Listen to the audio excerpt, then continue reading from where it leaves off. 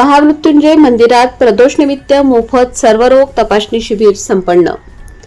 येवला शहरातील भाविकांचे श्रद्धास्थान असलेल्या महामृत्युंजय मंदिरात शुक्रवार रोजी प्रदोष कार्यक्रमाचे औचित्य साधून मोफत सर्वरोग तपासणी शिबिर आयोजित करण्यात आले। या शिबिरात मोठ्या संख्येने भाविक व नागरिकांनी सहभागी होऊन आरोग्य तपासण्या करून घेतल्या। शिबिरादरम्यान सर्व तपासण्या मोफत करण्यात आल्या। तसेच तपासणीनंतर आवश्यक त्या औषधोपचारासह गोळ्या औषधे यांचेही मोफत वितरण करण्यात आले।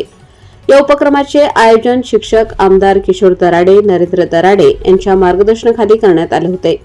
सायंकाळच्या सुमारास प्रदोष कार्यक्रमानिमित्त महापूजा महाआरतीचा भव्य सोहळा पार पडला। धार्मिक वातावरणात भाविकांनी मोठ्या श्रद्धेने सहभाग घेतला।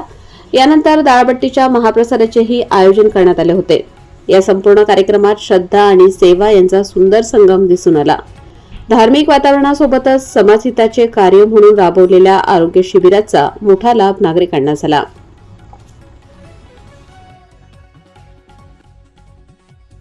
आज प्रदोष निमित्त शंकर भगवानची मोठी पूजा करण्यात आली आहे।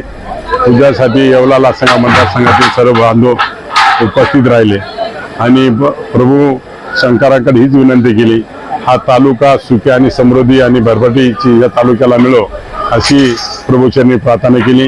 या निमित्ताने गोरगरिबांसाठी आरोग्य शिबिर ठेवण्यात आलेलं आहे। त्या शिबिरामध्ये मोफत सर्व प्रकारच्या तपासण्या झालेल्या आहे आणि त्यांना गोळ्या औषधं सुद्धा दराडे फॅमिलीतर्फे सर्वांना देण्यात आलेले। अशीच सेवा सातत्याने आमच्या हाती घडो अशी प्रभू शंकरचरणी मी प्रार्थना करतो। जय हिंद, जय महाराष्ट्र। येवला शहर हे सांस्कृतिक त्याच पद्धतीने धार्मिक देखील आहे आणि आज आपण बघत असाल की आज प्रदोष आणि त्या प्रदोषच्या निमित्ताने महामृत्युंजय मंदिर या ठिकाणी प्रदोषचा कार्यक्रम होत असतो। परंतु दराडे परिवार खरोखर भाग्यवान आहे की आज या प्रदोषच्या माध्यमातून सेवा करण्याची संधी आम्हाला या ठिकाणी मिळाली। सुंदर असं महाप्रसादाचं आयोजन करण्यात आलेलं आहे। त्याचबरोबर आरोग्य शिबिराचं देखील या ठिकाणी आयोजन करण्यात आलेलं आहे।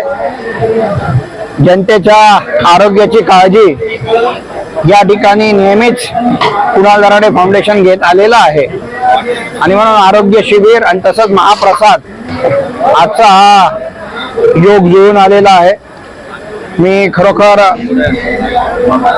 आयोजकांचे आभार मानतो की त्यांनी आम्हाला इथे महाप्रसाद देण्याची संधी उपलब्ध करून दिली। त्याबद्दल त्यांचे आभार, धन्यवाद।